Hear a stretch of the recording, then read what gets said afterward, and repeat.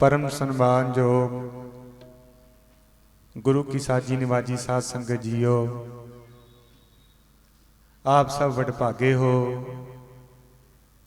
जिन्हां नूं धन धन साहिब श्री गुरु ग्रंथ साहिब महाराज जियां दी पावन पवित्र निघी गोद विच बैठ के सतगुरां दी पवित्रमई अमृतमई गुरबाणी नूं सरवण करन दा वडभाग समा प्राप्त होया है। अज जिथे देसां विदेसां दे विच पूरे संसार दे विच जिथे जिथे भी गुरु नानक नाम लेवा संगतां बैठियां हन, सो इस नगर दे भी वडभाग हन जिन्हां संगतां ने बड़ा सोहना उपराला कीता है, बड़ा सोहना पंडाल सजाया है। धन धन श्री गुरु ग्रंथ साहिब महाराज जियां दे पावन पवित्र स्वरूप सुशोभित करके सतगुरां दी पवित्रमई गुरबाणी दे कीर्तन आरंभ करवाए हन। सो साध संगत जीओ, धन श्री गुरु नानक देव महाराज जियां दा इस संसार ते आउणा,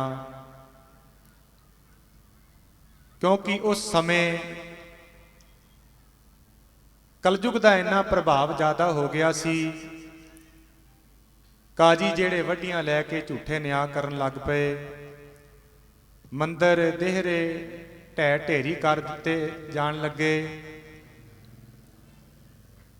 ते धरती पापां दा जेड़ा भार सी उहनूं ना सहारदे होए इन्नी व्याकुल हो गई कि उसने परमेश्वर परमात्मा दे अगे अरदास की, बेनती की,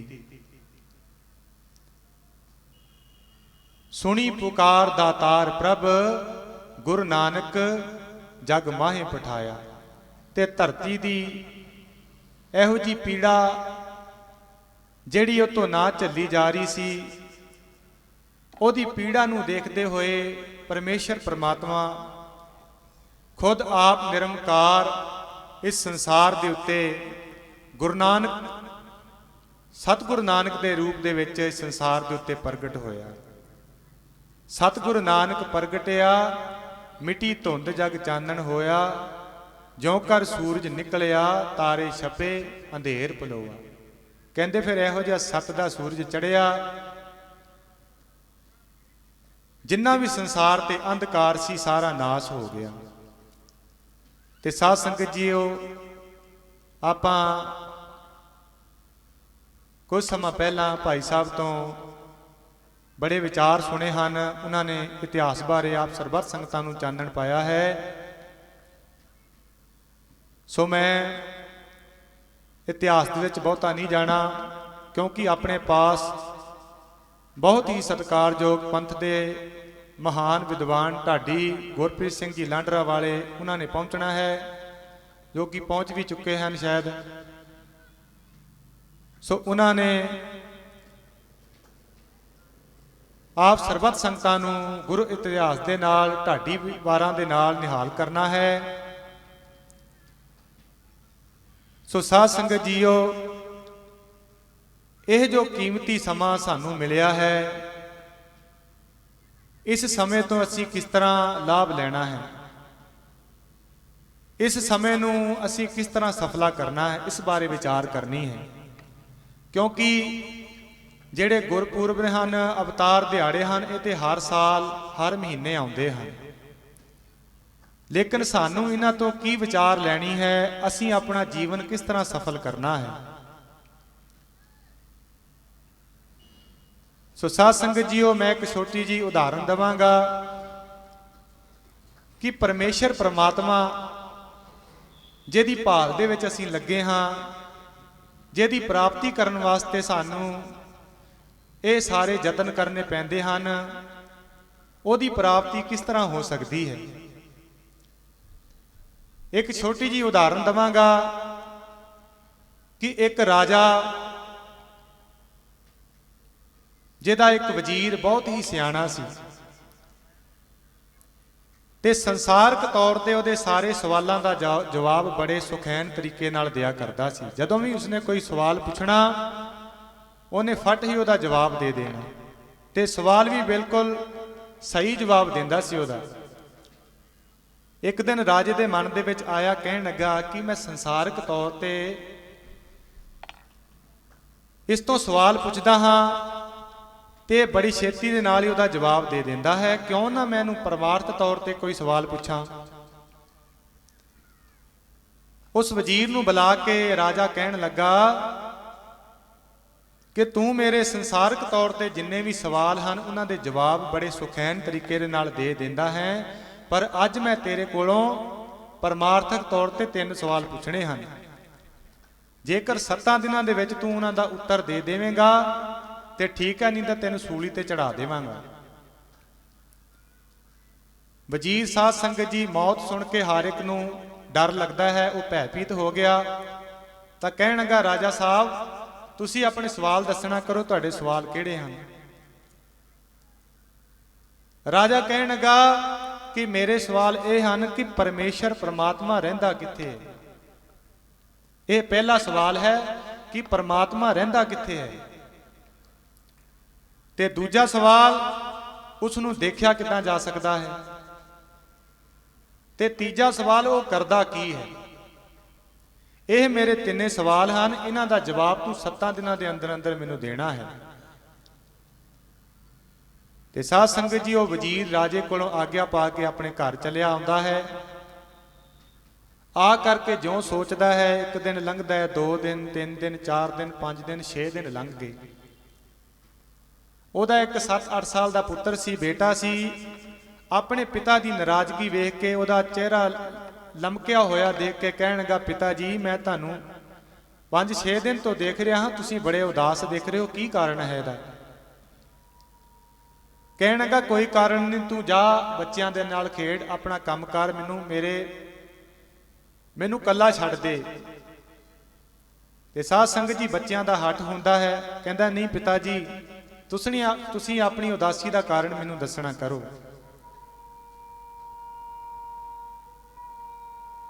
ਤੇ ਸਾਧ ਸੰਗਤ ਜੀ, ਉਸ ਵਜ਼ੀਰ ਨੇ ਆਪਣੇ ਬੱਚੇ ਦਾ ਮੋਹ ਦੇਖ ਕੇ ਉਸ ਨੂੰ ਉਹ ਗੱਲ ਦੱਸਣੀ ਕੀਤੀ ਕਿ ਮੈਂ ਰਾਜੇ ਦਾ ਵਜ਼ੀਰ ਹਾਂ ਤੇ ਰਾਜੇ ਨੇ ਮੈਨੂੰ ਪਰਮਾਰਥਕ ਤੌਰ ਤੇ 3 ਸਵਾਲ ਪਾਏ ਹਨ, ਪਰ ਮੇਰੇ ਕੋਲ ਉਹਨਾਂ ਦਾ ਕੋਈ ਉੱਤਰ ਨਹੀਂ ਹੈ। ਤੇ ਉਹ ਸਵਾਲ ਇਹ ਹਨ ਕਿ ਪਰਮੇਸ਼ਰ ਪ੍ਰਮਾਤਮਾ ਰਹਿੰਦਾ ਕਿੱਥੇ ਹੈ, ਉਹ ਕਰਦਾ ਕੀ ਹੈ, ਤੇ ਉਹਨੂੰ ਦੇਖਿਆ ਕਿੱਦਾਂ ਜਾ ਸਕਦਾ ਹੈ। ਤੇ ਉਹ ਛੋਟਾ ਜਿਹਾ ਬੱਚਾ ਹੱਸ ਕੇ ਕਹਿਣ ਲੱਗਾ, ਬਸ ਇੰਨੀ ਕੀ ਗੱਲ ਹੈ, ਇਹ ਤਾਂ ਸਵਾਲ ਬੜੇ ਸੌਖੇ ਹਨ। ਤੇ ਉਹ ਵਜ਼ੀਰ ਕਹਿਣ ਲੱਗਾ, ਫਿਰ ਤੂੰ ਮੈਨੂੰ ਦੱਸਣਾ ਕਰ। ਕਹਿੰਦੇ, ਨਹੀਂ, ਇਹਨਾਂ ਸਵਾਲਾਂ ਦਾ ਜਵਾਬ ਮੈਂ ਉਸ ਰਾਜੇ ਦੇ ਦਰਬਾਰ ਦੇ ਵਿੱਚ ਜਾ ਕੇ ਖੁਦ ਦੇਵਾਂਗਾ। ਤੇ ਸਾਧ ਸੰਗਤ ਜੀ, ਉਹ ਵਜ਼ੀਰ ਸੋਚਣ ਲੱਗਾ ਕਿ ਸ਼ਾਇਦ ਦੇਖੋ, ਜੇਕਰ ਉਹਨਾਂ ਸਵਾਲਾਂ ਦਾ ਜਵਾਬ ਮੈਨੂੰ ਨਹੀਂ ਆਉਂਦਾ ਤੇ ਇਹ ਬੱਚਾ ਕਿੱਥੋਂ ਦੇ ਦੇਵੇਗਾ। ਸ਼ਾਇਦ ਹੁਣ ਮਰਨਾ ਹੀ ਕਬੂਲ ਹੈ, ਚਲੋ ਦੇਖਦੇ ਹਾਂ ਕੀ ਬਣਦਾ। 7ਵਾਂ ਦਿਨ ਚੜ੍ਹਿਆ, ਰਾਜੇ ਦਾ ਦਰਬਾਰ ਲੱਗਾ ਸੀ, ਸਾਰੇ ਵਜ਼ੀਰ ਅਹਿਲਕਾਰ ਵੀ ਬੈਠੇ ਸੀ।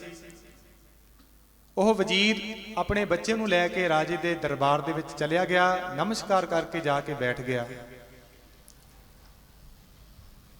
ਤੇ ਰਾਜਾ ਕਹਿਣ ਲੱਗਾ ਵਜ਼ੀਰ ਨੂੰ ਕਿ ਜਿਹੜੇ ਮੈਂ ਤੈਨੂੰ ਸਵਾਲ ਪਾਏ ਸੀ, ਕੀ ਤੂੰ ਉਹਨਾਂ ਦਾ ਜਵਾਬ ਲੈ ਕੇ ਆਇਆ ਹੈ।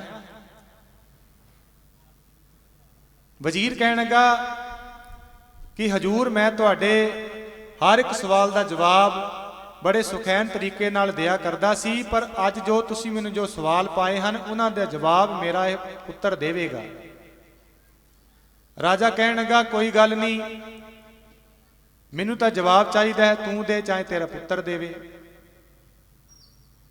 ਫਿਰ ਸਾਧ ਸੰਗਤ ਜੀ, ਰਾਜਾ ਉਸ ਪੁੱਤਰ ਵੱਲ ਨਿਗਾਹ ਕਰਕੇ ਕਹਿਣ ਲੱਗਾ, ਬੇਟਾ, ਕਿ ਤੂੰ ਮੈਨੂੰ ਸਵਾਲਾਂ ਦੇ ਜਵਾਬ ਦੇ। ਉਹ ਬੱਚਾ ਬੜਾ ਸਿਆਣਾ ਸੀ, ਰਾਜੇ ਨੂੰ ਕਹਿਣ ਲੱਗਾ, ਰਾਜਾ ਜੀ,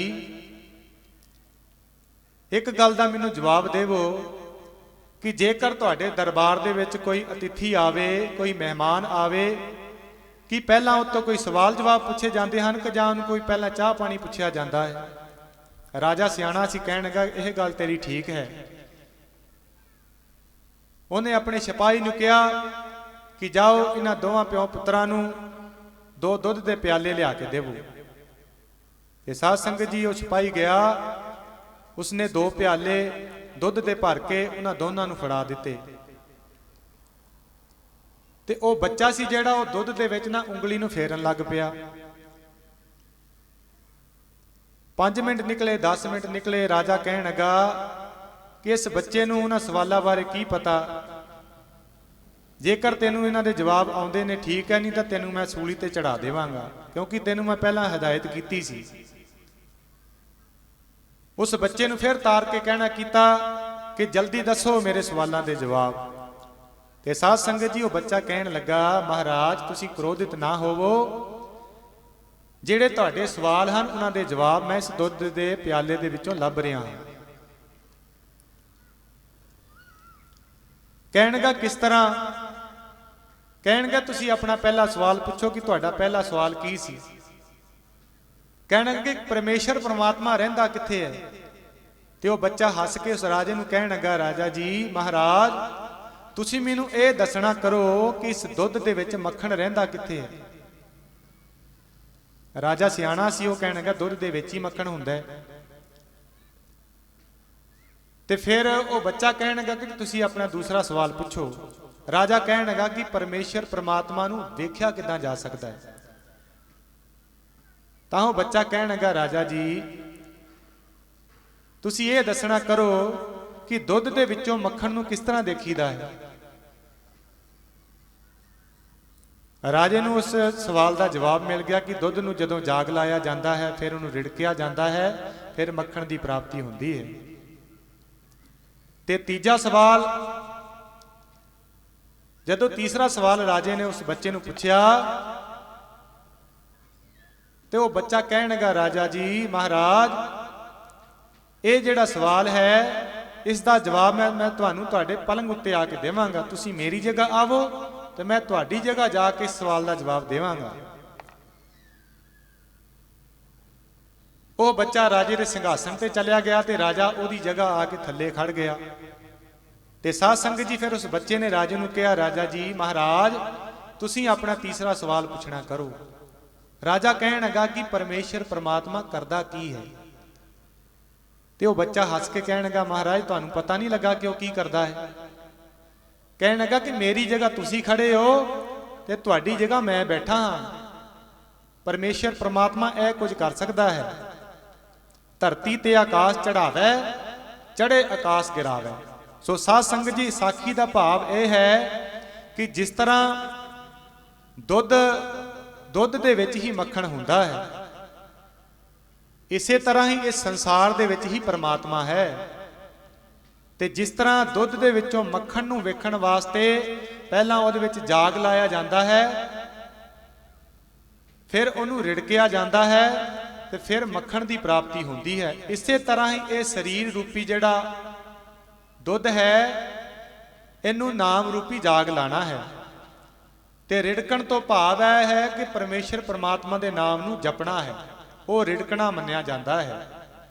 ਤੇ ਜਦੋਂ ਫਿਰ ਪਰਮੇਸ਼ਰ ਪਰਮਾਤਮਾ ਦੇ ਨਾਮ ਨੂੰ ਰਿੜਕਿਆ ਜਾਵੇਗਾ ਤਾਂ ਇਸ ਸਰੀਰ ਦੇ ਵਿੱਚੋਂ ਹੀ ਪਰਮਾਤਮਾ ਰੂਪੀ ਮੱਖਣ ਉਤਪੰਨ ਹੋ ਜਾਵੇਗਾ, ਪ੍ਰਾਪਤ ਹੋ ਜਾਵੇਗਾ, ਉਹਦੀ ਪ੍ਰਾਪਤੀ ਹੋ ਜਾਵੇਗੀ।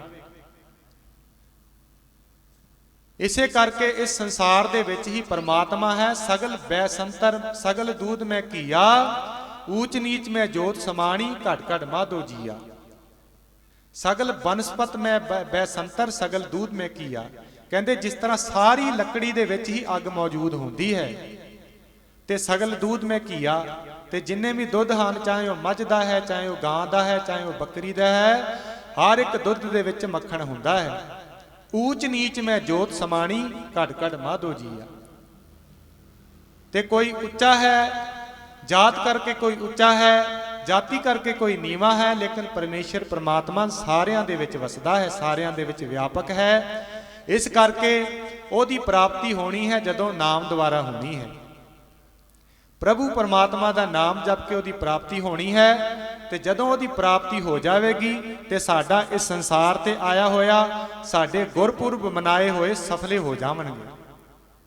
ਸੋ ਇਸ ਕਰਕੇ ਸਭ ਤੋਂ ਉੱਤਮ ਪਰਮੇਸ਼ਰ ਪ੍ਰਮਾਤਮਾ ਦਾ ਨਾਮ ਹੈ। ਜਿੰਨਾ ਵੀ ਕਿਸੇ ਨੂੰ ਟਾਈਮ ਮਿਲੇ, ਸਮਾਂ ਮਿਲੇ, ਵੱਧ ਤੋਂ ਵੱਧ ਜਾਂ ਜਿੰਨਾ ਵੀ ਟਾਈਮ ਮਿਲੇ ਪਰਮੇਸ਼ਰ ਪ੍ਰਮਾਤਮਾ ਦੇ ਨਾਮ ਨੂੰ ਜਪਣਾ ਚਾਹੀਦਾ ਹੈ। ਕਿਉਂਕਿ ਇਹਦੇ ਬਰਾਬਰ ਨਾ ਕੋਈ ਕਰਮ ਹੈ, ਨਾ ਕੋਈ ਧਰਮ ਹੈ, ਨਾ ਕੋਈ ਜਪ ਹੈ, ਨਾ ਕੋਈ ਤਪ ਹੈ। ਸਾਰਿਆਂ ਤੋਂ ਉੱਤਮ ਪਰਮੇਸ਼ਰ ਪ੍ਰਮਾਤਮਾ ਦਾ ਨਾਮ ਹੈ, ਜਿਹਨੂੰ ਜਪ ਕੇ ਜੀਵ ਪ੍ਰਮਾਤਮਾ ਦੇ ਵਿੱਚ ਅਭੇਦ ਹੋ ਜਾਂਦਾ ਹੈ।